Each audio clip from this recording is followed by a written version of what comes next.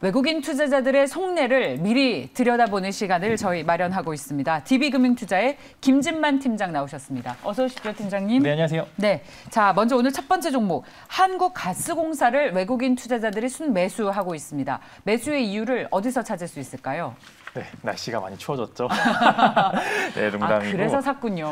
네, 농담이고 일단은 한국가스공사 자체가 수소 모빌리티의 핵심입니다. 이제 아무래도 이제 국내 공기업도 당연히 이제 참여를 해야 되는 입장이고 그 나중에 한국가스공사는 2019년부터 수소 사업을 진행한 이력이 있습니다. 이제 이번 주에 일정이 좀 있죠. 수소 이제 민간 협의체도 8일날 발대식을 하고 거기에다 이제 수소 모빌리티 쇼도 있기 때문에 어느 정도 이 부분에 있어서 이제 한국가스공사라는 기업 자체가 하는 사업군 영위하는 사업군 자체가 성장 산업은 아닙니다. 워낙 공기업이기 때문에 이 부분에 있어서 이제 배당이라든지 안정적인 매출과 주가 흐름을 보여주고 있는데 그 부분에 있어서 한국가스공사도 그렇고 배당도 안 주고 지금 매출도 많이 안 나오는 상황이기 때문에 메리트가 없는 와중에 주가는 많이 눌렸습니다. 실제로 코스피 상승률 봤었을 때 한국가스공사 같은 경우에 전혀 상승률을 반영하지 못했습니다. 즉 이 부분에 있어서 주가는 많이 눌린 상황이기 때문에 여기서 만약에 수소라는 새로운 사업 영역을 확보할 경우에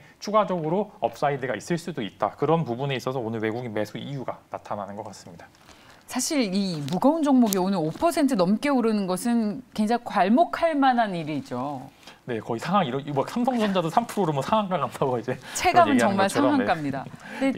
예, 사실 이렇게 큰 기업을 차트 하나만 차트로 분석하는 거는 좀 어폐가 있습니다만 불충분합니다만 바닥에서 점차 고개를 위로 턴하는 그런 모습이 나오고 있습니다. 네, 차트상으로 봤었을 때도 좀 안정적인 흐름은 이어지고 있습니다. 이제 이제 주봉으로 봤었을 때도 사실 주가 상승률은 코스피 상승률 전혀 반응하지 못했습니다. 그렇기 때문에 여기서 새로운 사업 영역을 할 경우에 업사이드가 조금 더 있을 수도 있다. 이제 만약에 그냥 순수하게 가스공사 원래 사업 영위하는 걸 자체로만 봤었을 때는 적정 주가는 보통 39,000원 정도로 이야기를 많이 합니다. 근데 이제 여기서 수소 모멘텀이 확보가 될 경우에 이제 1.5배, 한 5만 원까지는 봐줄 수 있을 것 같다. 왜냐하면은 한국가스공사가 참여 안 하면 이제 못 합니다. 수소 사업 같은 경우에 정말 힘든 사업이기 때문에 정부의 지원 없이는 정말 힘들 거고 이제 그 바탕이 당연히 한국가스공사가 이어질 것 같고요. 그래서 차트상으로 봤었을 때 이제 안정적인 흐름이 나타날 수 있는 그런 구간입니다. 오히려 이제 앞으로 유동성도 축소된다는 이야기도 많고 거기에다 이제 계속 이제 새로운 산업군에 대해서 발굴을 해야 되는 그런 입장이기 때문에 오히려 이렇게 눌린 주가 상황이 오히려 더 상승폭이 안정적으로 나타날 수 있는 가능성도 존재하고 있습니다. 예, 자 이번 주에 내일 현대차에서 수소 데이가 있듯이 이번 주는 거의 수소 위크라고 할 수도 있는데 한국가스공사를 빼놓을 수 없을 것 같습니다. 한국가스공사가 아니라 한국수소공사로 대장이라는 것 꼭 기억하시기 바랍니다. 자 오늘 저희 방송 나가는 도중에도 계속해서 상승폭을 키우면서 거래량도 늘고 있습니다. 자 다음 종목 보겠습니다. 바로 파인테크닉스입니다. 이 삼성폰이 잘 팔리면서 대장주 중에 하나가 바로 이 파인테크닉스 아니겠습니까?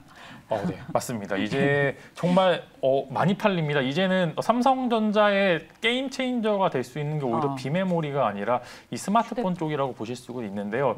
실제로 부모님들이 언급을 하시면 정말 유행이 정말 퍼진 거라고 하는데 주말에 부모님을 뵙고 왔는데 이제 폴더블 폰 갖고 싶다고. 아 그러세요? 네. 엄청 부담스러우셨겠습니다. 부담스럽다 구하지도 못합니다. 지금. 즉 이제 구할 수가 없는 상황도 왔습니다. 이제 쇼티지가 이어질 수 있고요. 거기다 실제로 한국도 다 팔리고 이제 어제 중국에서 사전 예약을 했는데 완판됐답니다. 거의 30초 만에.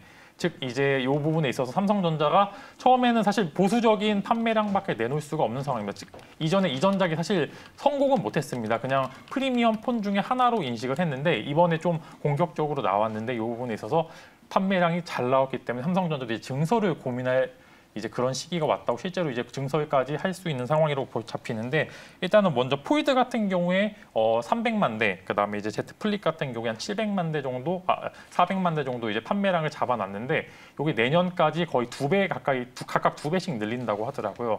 제가 이제 저번 주에 이제 앵커님이랑 같이 이제 바텍 설명하면서 한번 이야기 드렸는데 이 부분이 판매량이 많이 집계가 돼서 증설이 되면은 멀티플 효과가 가능하다라고 이제 말씀을 드렸었는데 이제 가능한 시점이 온 것 같습니다. 이제 삼성전자의 게임 체인저는 비메모리도 있지만 스마트폰 플립과 폴드 라인이 될 거라고 저도 이제 생각이 되는 상황으로 지금 잡히네요.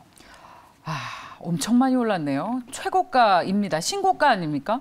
오늘도 9% 넘게 오르면서 14,000원을 기록을 하고 있습니다. 외국인 투자자들은 계속 매수하고 있지만 저희들은 차트로 보면 섣불리 들어가기 힘든 그런 모양인데요. 투자 전략을 만약 개인 투자자 입장이다라고 하면 어떻게 하겠습니까? 저는 개인적으로는 더 갈 것 같습니다. 더 갈 것 같고요. 왜 더 갈 것 같냐면은 지금 끝나지가 않았습니다. 이벤트가 계속 있습니다. 이제 중국 9월 10일 날 판매가 개시가 되는데 여기서 만약에 집계가 또 잘 나올 경우에 또 효과를 나타낼 수 있는 상황이고요. 지금 이제 포이드가 나온다고 하고부터 지금 정확히 저희 1.7배 정도 올랐는데요. 이 부분에 있어서 멀티플이 적용하게 된다면은 아직까지 주가 상승률은 한 20% 정도 더 남았다고 보시면 좋을 것 같습니다. 왜냐하면 공장 증설이 늘어납니다. 공장 증설이 늘어나게 되면은 그 안에서 있는 부품주들, 특히 파인테크닉스는 이제 힌지 쪽에 있어서 독점으로 나오는 구간이기 때문에 내장인지 쪽에서 이 부분이 2배까지 적용이 된다면 아직 10%에서 20% 가까이 상승 여력이 있을 것 같고요. 다만 이제 싸움을 하시는 분, 이제 주식이라는 시장에서 이제 전투를 하신 분들께서는 평균 단가가 굉장히 중요합니다. 신규 매수 입장에서 당연히 조금 위험할 수도 있다. 왜냐하면 회사 자체는 클 수도 있는데 혹시나 이제 지게 되거나 아니면은 이 부분에 있어서 아무래도 리스크가 있기 때문에 기보유자분들께서만 매도 포지션보다 조금 더 갖고 가셔도 될 것 같으니까 신규 매수는 자제, 기보유자분들은 매도 포지션보다는 조금 더 보시는 게 좋을 것 같다라고 말씀드리고 싶습니다. 네, 저희 안개밤님께서 KH바텍, 세경하이테크, 파인테크닉스는 순환매다라는 말씀해 주셨습니다. 이 세 종목 모두 지금 폴더블 관련 대장이죠,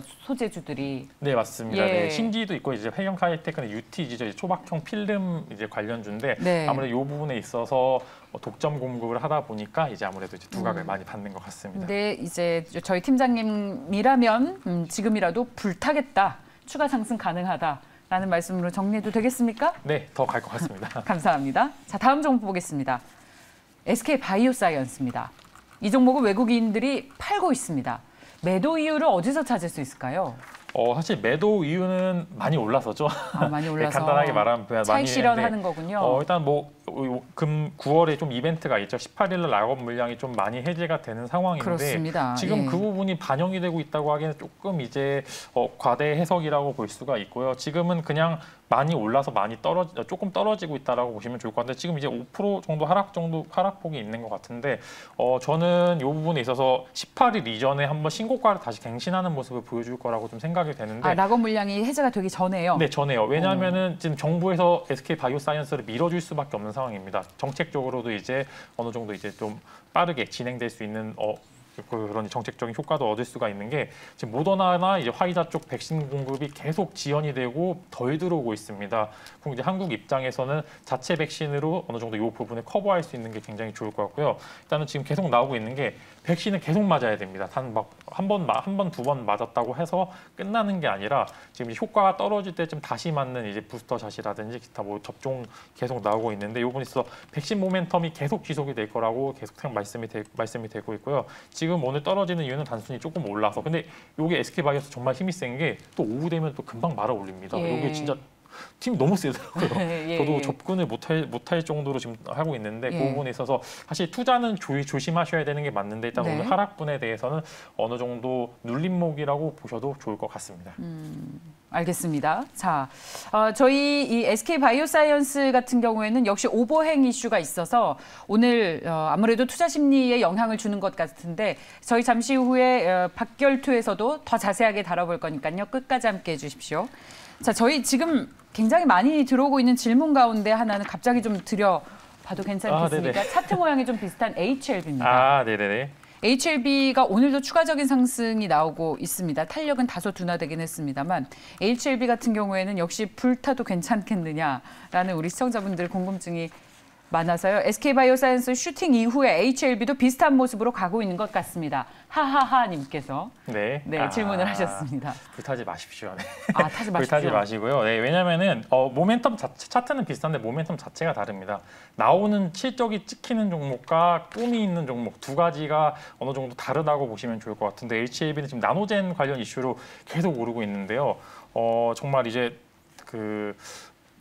HLB 같은 경우에 네. 정말 다루기 힘든 종목인 게 죽을만 하면 올라오고 이제 예. 올라가서 또 차익 실현 매물이 강하게 나오는 종목이기 때문에 투자자분들께서 이 종목 같은 경우에 데이 트레이딩이죠. 이제 조금 차트상 관점으로 봤었을 때 먹을 자리가 있는 그 구간에서만 진입하시는 게 좋을 것 같고요. 네. 이 종목군 자체는 이제 개인 투자자들 다루기 워낙 힘든 종목이 워낙 많은 눈물이 있는 종목입니다. 그렇기 때문에 HLB는 좀 개인 투자자분들께서는 매수하기보다는 그냥 데이 트레이딩의 관점으로만 보시는 게 좋을 것 같습니다. 네, 알겠습니다. SK 바이오사이언스가 이제 오후에 말아 올린다고 하셨잖아요. 그랬더니 SK 김말이 사이언스, 김말이 맛집이라고. 김말이 좋아하는데 네. 하셨습니다. 자, 마지막 종목입니다. 역시 눈물 없이 볼 수 없는 종목 중에 하나인 것 같아요. 펄어비스. 게임주들에 대한 투심이 외국인 투자자들이 변한 겁니까? 매도를 좀 많이 하고 있네요. 아무래도 일단 주말에 이전에 이제 중국에서 규제한다는 이야기가 나와서 어느 정도 게임주 하락폭이 굉장히 크래프톤이 사실 요 이슈 때문에 공모에 실패한 이유도 있었는데 맞습니다. 이 부분에 있어서 가이드라인이 나왔습니다. 이제 뭐 몇 시간 금지 딱 가이드라인이 나왔는데 그 부분에 있어서 일단 단기적인 악재로 좀 작용을 하게 되는 것 같습니다. 이 부분은 사실 이제 오히려 이 부분이 딱 가이드로 나왔기 때문에 단기적으로 악재지만 또 중장기적으로는 또 상승 여력이 있을 거라고 말씀드릴 수 있을 것 같고요. 일단은 펄어비스가 오른 것 자체가 뭐 도깨비에 관련된 모멘텀도 있지만 검은 사막 모바일이 중국에서 서비스를 예약 이제 실시를 하면서 중국은 게임이 출시하는 것만으로도 게임사들은 굉장히 호재라고 말씀드리고 워낙 뚫기가 힘듭니다. 네. 판호 자체도 받기 뚫기가 힘들고 힘들다. 네, 예. 이제 출시가 자체 힘들어요. 왜냐하면 예. 규제가 많기 때문에 이 규제 사이를 뚫고 게임 출시하는 것 자체가 워낙 이제 게임사들한테 호재로 작용이 되고 한국보다 워낙 인구가 많기 때문에 네. 뭐 예를 들어 100만 명, 뭐 막말로 이제 1000만 명, 1억 명이 이제 막 100원씩만 써도 이제 영업이익이 잘 나오기 때문에 그 부분이 조금 모멘텀이 약화되는 그런 상황이다라고 말씀을 드리면 될 것 같습니다. 사실 그 중국을 그렇게 뚫기 힘든 데를 잘 뚫어놨는데 정부에서 게임을 아편이라고 규제하니까 계속 이렇게 좀 외국인 투자자들이 매도하는 이유가 되는 것 아니겠습니까? 네, 아무래도 엔터 쪽도 그렇고 게임 예. 쪽도 그렇고 지금 때리가 계속 이어지고 있는데 이게 네. 조금 단기적으로 전체적인 악재로 작용이 될 거는 같습니다. 근데 이게 이제 이번 걸로 마무리가 되면 좋겠는데 지금 규제가 나오는 게 계속 나오고 있는 상황이라서 이제 시작일 수도 있기 때문에 단기적으로는 조금 악재로 작용될 수도 있다라는 말씀을 드리고 싶습니다. 역시 늘 함께 따라오는 질문 중에 하나인데 짧게 좀 여쭤보겠습니다. NC소프트가 너무 많이 빠지니까 이제 슬슬 바닥에서 잡겠다는 분들도 좀 계십니다. 그런 분들께 뭐라고 조언해 주시겠습니까? 저는 개인적으로 NC소프트는 지금 좀 위험한 구간이라고 보이는 게 밸류에이션 손상이 정말 무서운 게 이제 성장 모멘텀이 좀 소실이 된 겁니다. 이제 펄어비스 같은 경우에는 지금 눌려도 도깨비도 그렇고 검은 사막도 만약에 실제로 출시를 하게 되고 매출이 많이 찍히면은 이게 또 호재로 작용될 수 있는 가능성이 큰데 NC는 지금 소위 말하는 린저씨들이 많이 화가 났다는 이야기도 많이 들리고 있고요. 워낙 네. 지금 이제 이 부분에 있어서 좀 내부적으로 좀 문제가 있는 것으로 좀 확인이 되는 것 같은데 일단 네. 노이즈가 많죠. 노이즈가 많은 종목은 예. 이 부분이 해소가 되기 이전에는 바닥보다는 지하실일 가능성도 있기 때문에 그 부분에 있어서 조금 투자는 지금 성장할 수 있는 종목 크래프톤이나 오히려 펄어비스를 다시 노려보시는 게 좋을 것 같습니다. 네, 잘 알겠습니다. 자, DB금융투자의 김진만 팀장과 함께했습니다. 팀장님 말씀 고맙습니다.